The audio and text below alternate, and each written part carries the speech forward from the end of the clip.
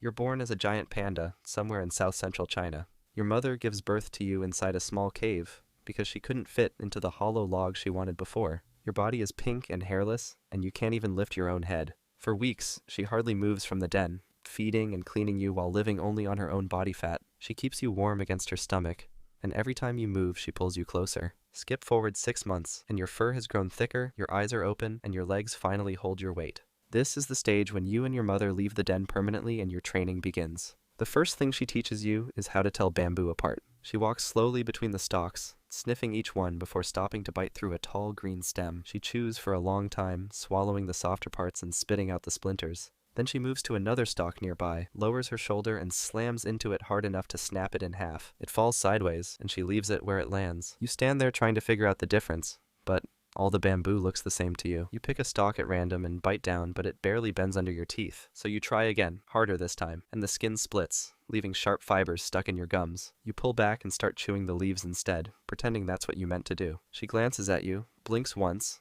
and goes back to feeding. That's your first lesson. She shows, you copy, and if it hurts, you'll remember next time. When she finishes eating, she lies down in the grass. You still have energy, so you wander off and find a short tree leaning to one side.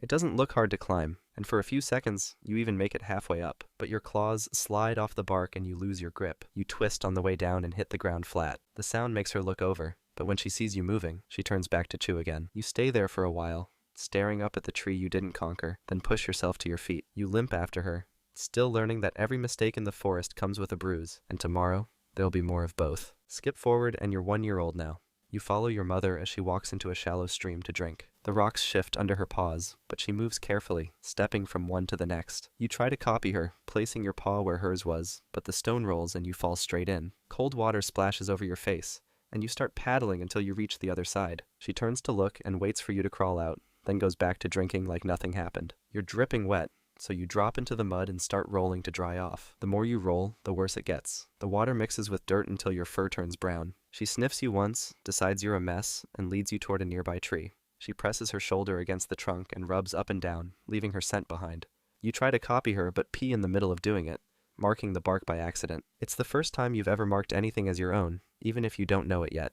When she's done, she moves toward a patch of fresh bamboo and starts eating. You stand beside her, chewing leaves, when you spot movement behind her. A red panda walks closer, sniffing the stalks she dropped. You try to warn her, but she doesn't react. Instead, she rolls onto her back, scratching against the ground. The red panda squeaks, trapped under her for a moment, then goes still. She stands upright, stares at the body, and without hesitation begins to eat. You watch in silence, unsure what just happened. Pandas don't hunt, but they'll eat whatever's already dead. Anything that keeps them alive a little longer. And soon, you'll have to do the same, because your time beside her is almost over. You're 1 year and 6 months old now. Your mother starts growling every time you get too close while she feeds, snapping her head toward you until you back off. One morning, she swipes across your shoulder and walks off down the ridge without looking back. You follow her scent for a while, expecting her to stop, but she doesn't. The smell grows weaker with every step until it fades completely. You circle the same valley for days, keeping close to the trees she used to rub against. When her scent finally disappears, the forest feels empty, so you climb higher and start searching for food on your own. You find a small bamboo patch and chew for hours. The shoots are easy to eat, and gone before you realize how little there was. So you move downhill looking for more but find only dry, hollow stalks that splinter in your mouth. You spit them out and keep walking. Most days blur together now. You spend almost 14 hours just chewing, resting where you stop, and waking only to feed again. You start rubbing your sides against trunks, leaving light marks to remind yourself where you've already been.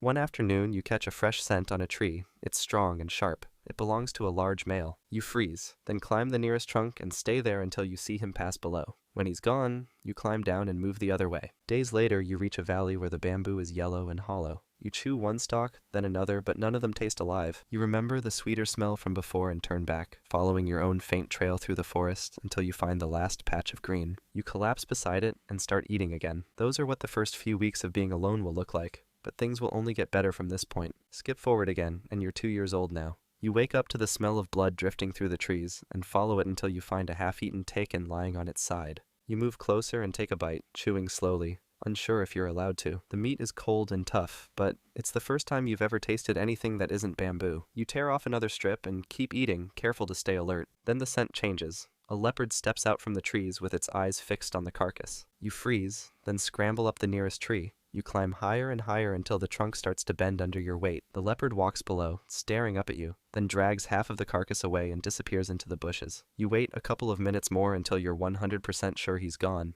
then climb back down. The other half of the carcass is still there, so you eat quickly, ripping through what's left of the ribs. You barely finish before another scent hits you.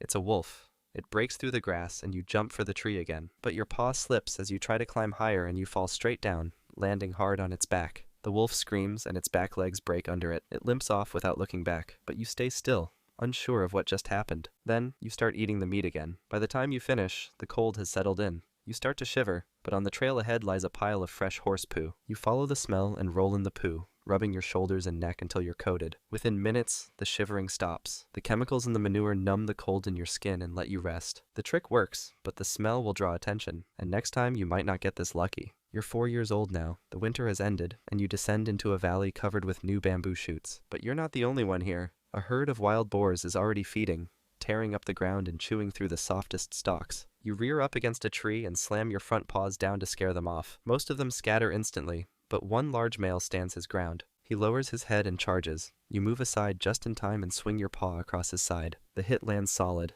and the boar squeals, before retreating back into the brush. The rest of the herd disappears with him, leaving the bamboo patch all to yourself. You feed for hours, confident for the first time that this valley belongs to you. A few days later, an Asiatic black bear wanders in from the upper slope. It's twice your size and walks straight toward the patch you're feeding on. You rise to your full height again, pressing your back against a tree to look bigger. The bear stops a few meters away and stares at you without blinking. Neither of you move for a long time. Then he exhales and takes a few steps forward. You respond by growling. The sound makes it hesitate, and after a long pause, it turns away and disappears between the trees. The victories give you confidence. You start marking trees more often, standing on your back legs and leaving scent higher each time. Then a few months later, when spring comes again, a new smell drifts through the forest. It's not food this time, but something stronger. It's the scent of females, and every male in these mountains will soon be chasing after it. Skip forward again, and you're 5 years old now. The forest smells different. Female scent marks streak the trees, fading fast after only a few days. You follow one trail through the valley. Every few meters you stop to sniff, marking beside hers to show you found it. The trail leads deeper into the forest until another scent crosses it. It's another male. His marks are fresh and still damp on the bark. You rise onto your back legs and spray higher, trying to cover his scent with your own. Then from the other side of the clearing, he steps out and makes the first move. You charge, and the two of you crash together, sliding down a slope and rolling through the dirt. You shove him off once, but he circles back, snapping at your shoulder. You bite his neck and break free. But after another shove, he turns and limps away, leaving a trail of blood behind. You stay standing for a while, breathing hard, then start walking the other direction. Soon after, you find the female resting near a fallen tree. She doesn't run when you approach, and within moments, the two of you mate. When it's over, she leaves, heading off to find her own den. You mark the valley again and again until your legs shake, determined to hold it as yours. By the time you stop, your shoulder is cut and burning. The wounds sting for days, and by the end of the week, they're swollen and sore. The infection spreads quietly, and you don't yet realize how much slower it's making you. You're 8 years old now. The wounds from the infection have healed, but the scars stay rough and thick along your shoulder. The mountains freeze early this year, and snow buries every bamboo patch you relied on. You try chewing the frozen tips, but your teeth slip on the ice until your jaw aches. After hours of scraping and biting, you give up and start moving downhill, hoping the lower forest still has food. You walk for hours before spotting a steaming pile of fresh horse manure on the trail. The smell is strong, but you remember what it does.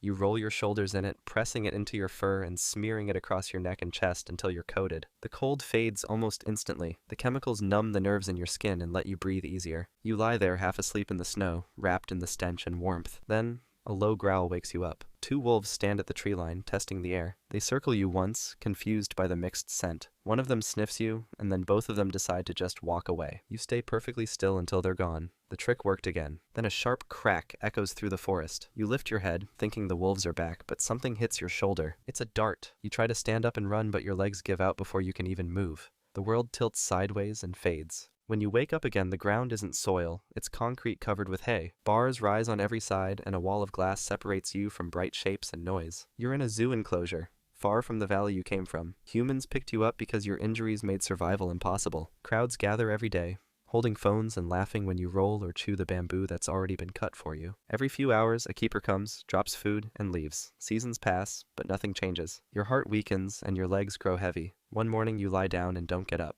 A keeper rushes in, calling for help, but you've already stopped breathing. Outside, the crowd moves away to the next exhibit. Life as a panda might be rough, but there's another animal out there that has it way worse. Trust me, it's wild. Check out the video and see for yourself.